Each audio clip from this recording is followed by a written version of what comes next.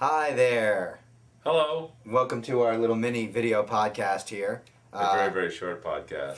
For many months or years, we have promised you the story of our own lost cross, and this is going to be it. If you guys make it through the end of our incredibly thrilling lost cross story, there is a special preview of an upcoming lost episode. So theoretically, you could just fast forward through us yammering and Yes. get right to the preview. Yes, you could. That would be wise. We highly recommend just that.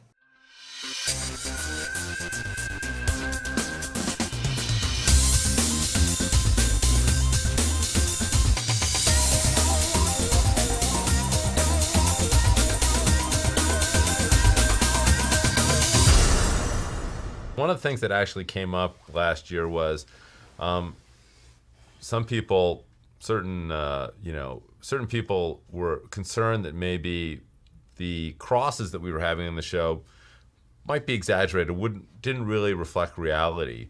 You know, any number of, we have 1 billion of them. Hurley has the same boss at the Chicken Shack that Locke had at the box company. Right. The people say that would never happen.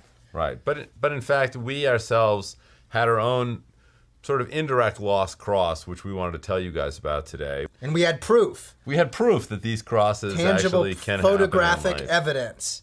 Right. There is a picture that totally tells the story of our cross. Right. So this all actually started many, many years ago when I was partnered with a writer named Jeffrey Boehm. And Jeffrey was a big feature writer, and he was the writer at the time of Indiana Jones and the Last Crusade. And I've heard of that film. I was working with him, and we were developing this movie, and Jeffrey had become friends with George Lucas, and I was wanting to take my son to Disneyland and his friends, and we work for the Walt Disney Company, but I actually discovered that it isn't as easy to get free tickets to Disneyland as one might think. They're not just saying, "Oh, you work for Disney, have some free Disneyland tickets."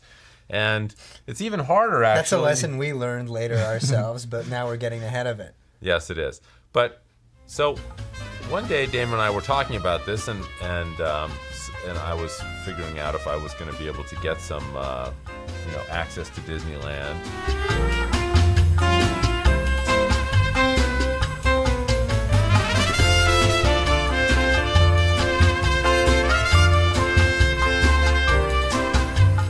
And I was explaining to him that back when I was partnered with Jeffrey Boehm, Jeffrey had become friends with George Lucas.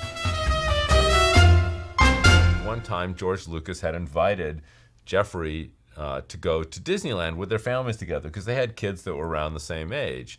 And so Jeffrey and George Lucas went to Disneyland together. And the next day, Jeffrey came back and was incredibly excited. We were sitting down and we were working, and he was explaining that, because it was George Lucas, they not only got free tickets to Disneyland, but they actually got backdoor access to the rides. So they had someone who was literally taking them in the back door, and they didn't have to wait on any lines to go on the rides. And I was thinking, wow, it would be so cool to be George Lucas, But anyway, as Carlton was telling me this story, I basically said, that is the craziest story, because when I was 14 years old, my father and I came out to Los Angeles for the first time. After years and years of begging him, can we go to LA? Can we go to LA? Can we go to LA? He finally relented and said, all right, we'll go to Los Angeles. Damn it.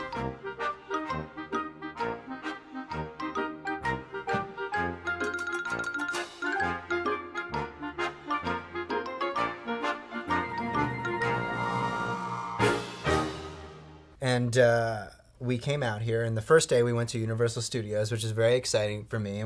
And at the end of it, we were starving. So we went to this place called Tony Roma's. But while we were standing in line, we saw George Lucas. Really? He went right to the front of the line, and with his entire family. Does that man ever wait in a line? He doesn't. And I said, oh my God, that's George Lucas. And my father, we were so overwhelmed by this because we were such Star Wars fans that we fumbled for our camera, but we were unable to take a picture of him. And he went right to the front of the line at Tony Roma's. And after this, we became even more disheartened, so we left. But the next day, we went to Disneyland. I got on this line for this ride called Starjets. And lo and behold, I see George Lucas again. He buzzes right by me to the front of the line, and I'm like, oh my God, I'm not going to miss this opportunity twice. So I ran out of the line, got my father in the gift shop, and I said, Lucas just went up the elevator to Starjets. Let us loiter around the exit, so when he comes down, you can take a picture of me, but he'll be in the background, so it won't be like we're the paparazzi, although I didn't use that word because I was 14. Right. So lo and behold, I waited at the exit of the ride. Snap, my dad takes the picture, and when I came back to New Jersey, I showed everybody that I knew, hey, look, we saw George Lucas, and everybody was very excited. So I told you this story, and I said, I think I still have that picture somewhere. Let me bring it in. And I brought in the picture for you of me and George Lucas, and you took one look at it, and I went, you said, oh my God, see this guy standing here in this picture that you've had since you were 14 years old? That's Jeffrey Boehm. So basically we realized that the picture you had told me about how to get into Disneyland and cut lines, I actually had a photograph of that story. Yes, you told me a story, and I told you a story, and you had a picture of yourself in my story. Right, there was a photograph of me and George Lucas and Jeffrey Boehm. That's awesome. So there it is. It would have been cooler if it was you. Well, exactly. But if we were writing it for Lost, it would have been you. Me, exactly. So that's there are those kind of near misses and crosses and collisions in life, aren't there? Every time I tell that story, it just gets lamer.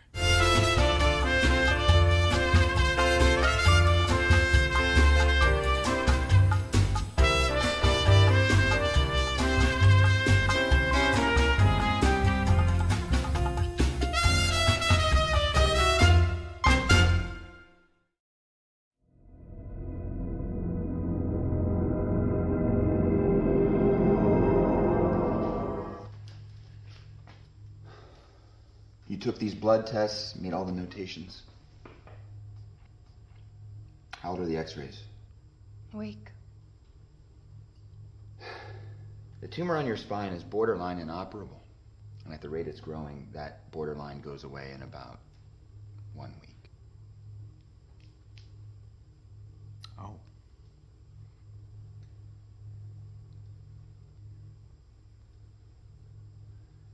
The OR we were in, is that fully equipped? Yes. Anesthesia? Sterile? Yes.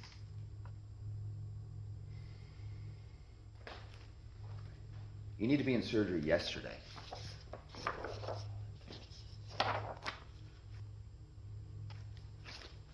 All right then. Whatever you need, it's yours. I'm ready. No, I think you misunderstood me. I didn't say I was gonna do it. I just wanted you to understand how you're gonna die.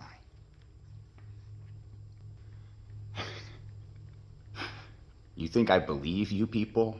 You think I trust you, that I'm gonna just do the surgery and hope that you let me go? Jack, please. Don't!